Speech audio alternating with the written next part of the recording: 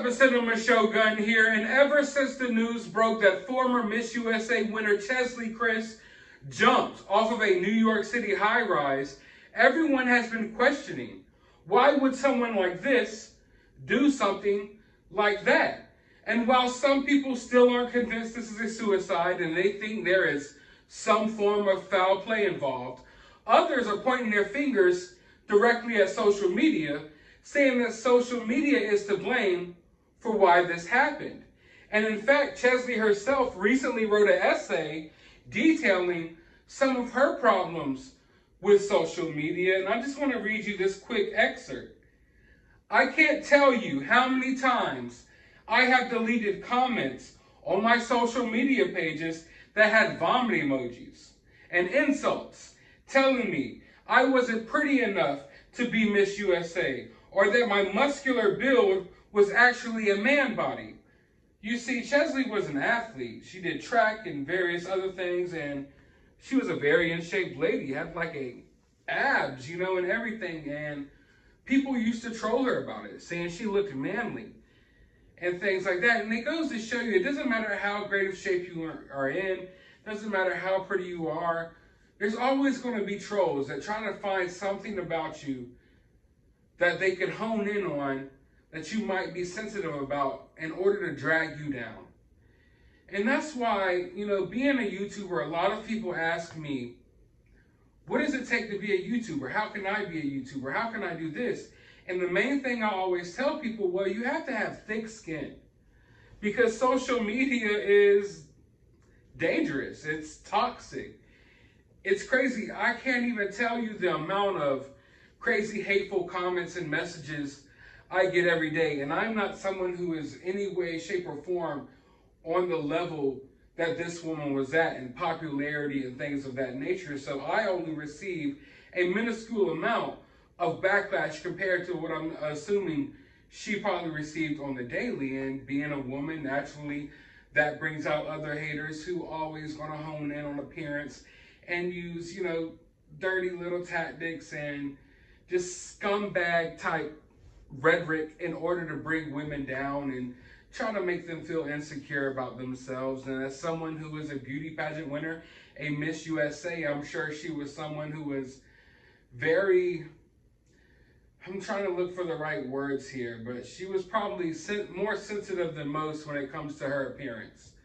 Let's just put it like that. And the fact that she wrote an entire essay about her problems, on social media, literally, I think it was 10 months to a year before she ultimately did what she did, it lets you know that she was having problems there. And like I said, when it comes to being a YouTuber, I always tell people, one of the main aspects you have to get ready for is the toxicity that you're going to receive.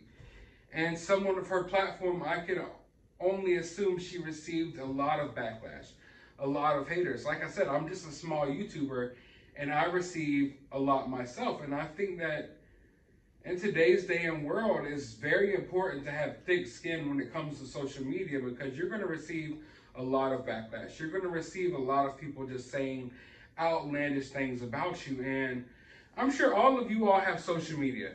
All of you all have experienced it to a certain extent.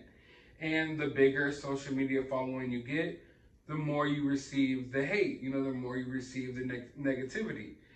And just being as someone, a YouTuber, I think I have around 35,000 subscribers now, I can tell you that on a daily basis, I get hate mail and messages and things of that nature. I'm someone who covers the news, so every single news topic I do, it brings in a new support base, if you will, like people who are happy I'm covering this story, and it brings in new subscribers and new eyes on the channel. But it also brings in hate, because not everyone's going to agree with every news story I cover. Recently, I did some news stories about truckers that made a lot of people upset.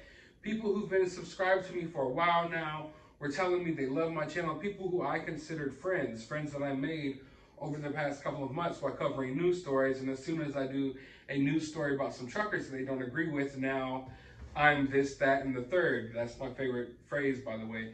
Now they're saying so much negative things about me. And it just goes to show you how slippery of a slope you are or slippery of a slope social media can be, because one minute someone loves you on social media, the next minute they absolutely hate you.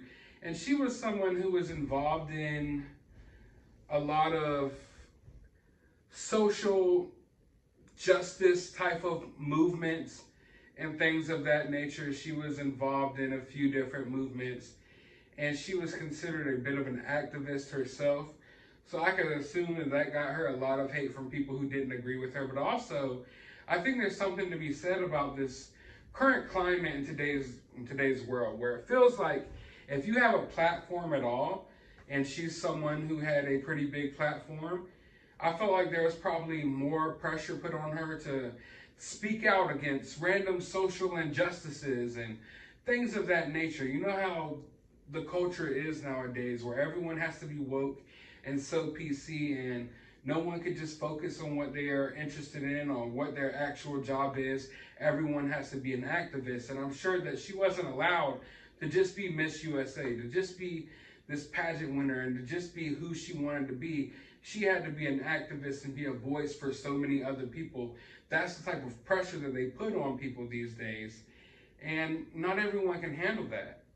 You know, I miss the days when we just had celebrities, and we just had Miss USAs, and we just had football stars and sports stars, and not everyone was a social media, social justice activist.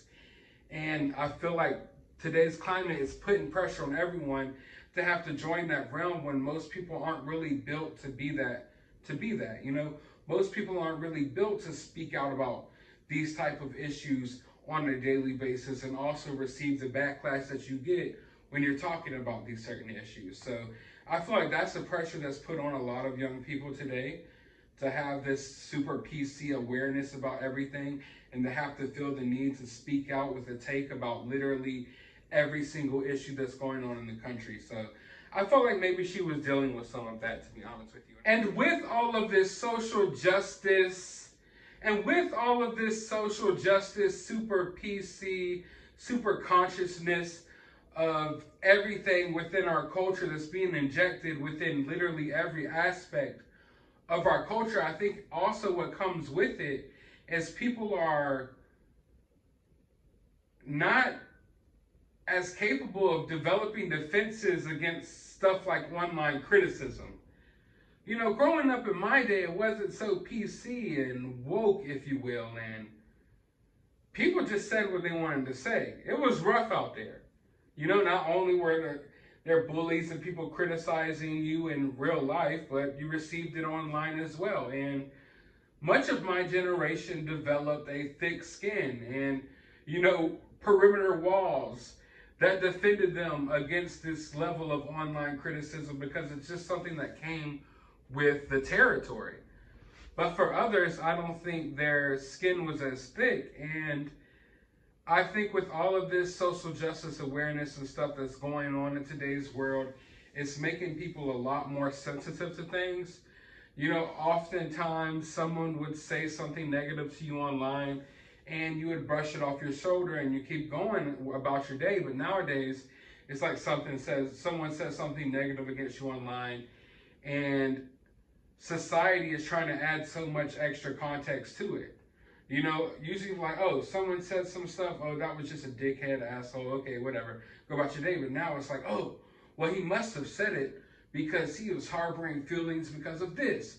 And the real reason he said it is because of this. And they try to apply so much context to random people who hate on you online, and it makes people more sensitive to that, because they feel like there's so much more backstory to why people are hating them, as opposed to, oh, it's just some random one-off asshole that was having a bad day who wanted to bring you down because they were down, and that's the reality of it. But now there's so much more context added to it, and people feel so much more sensitive when people say random things to them online. So I feel like that was something, or at least a factor that was at play here.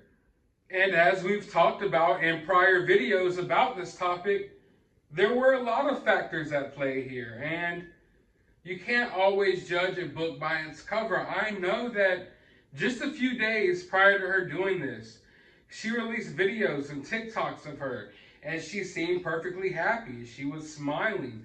she seemed rather radiant.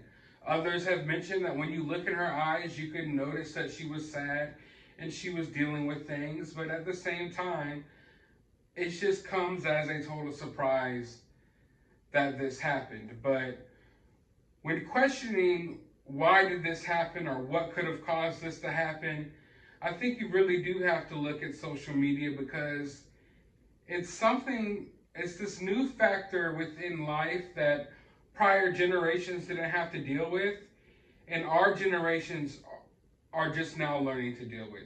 She was 30 years old. I'm 30 years old. We were both born around the same time. You know, we grew up around the same, the same generation. So we've both experienced a little bit of life without social media, and then we've experienced life with social media. And I can tell you that a lot of people didn't make the transition as well as others. And some people have made the best out of social media, and some people have been totally ruined by it. And I feel like for a lot of, in particular, a lot of women, social media has been very destructive, in so many different ways that I could go on about it for days and days and days and days, but I think there's a lot to be learned here. Like I've stated in all of my prior videos, when something tragic like this happens, the best thing that we can do is learn from it and apply it to ourselves and apply it to the people around us. And I just think that it's time to put this story to rest. I don't see that there's any foul play involved. I've looked as much as I can, and I can't find anything. There are some things that I do want to talk about that I'm not going to touch on here. I will touch on a members only video. If you want to become a member, you could become a channel member today. And there's a few things that I want to touch on, but nothing that I feel comfortable just putting out there for a wide audience. It's something that I just want to talk about directly to a few people to get some of these thoughts off my mind that I have about this case, because there's still a couple of questions. There's still a couple of things that I'm questioning. Let's just put it like that, but nothing major, just a few things that seem odd to me that I want to talk to people about. But overall, I think it's time to put this case to rest.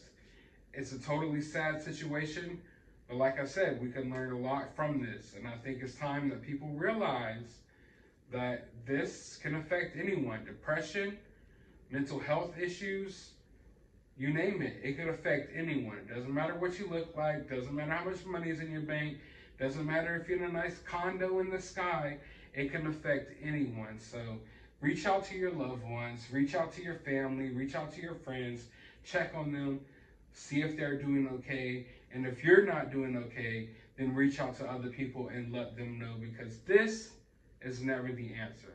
This is never the answer. You do not want to make decisions like this. But I want to hear from you all. What do you all think of this? But I want to hear from you all. What do you all think of this? Are you finally convinced that there's no foul play involved?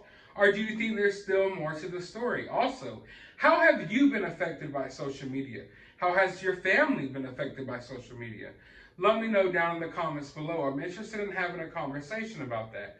But as always, hit that like button, hit that subscribe button, ring that notification bell. If you would like to support the channel, my Cash App is in the description of this video, or you can become a channel member today. But as always, find some time out of your day to go watch a movie.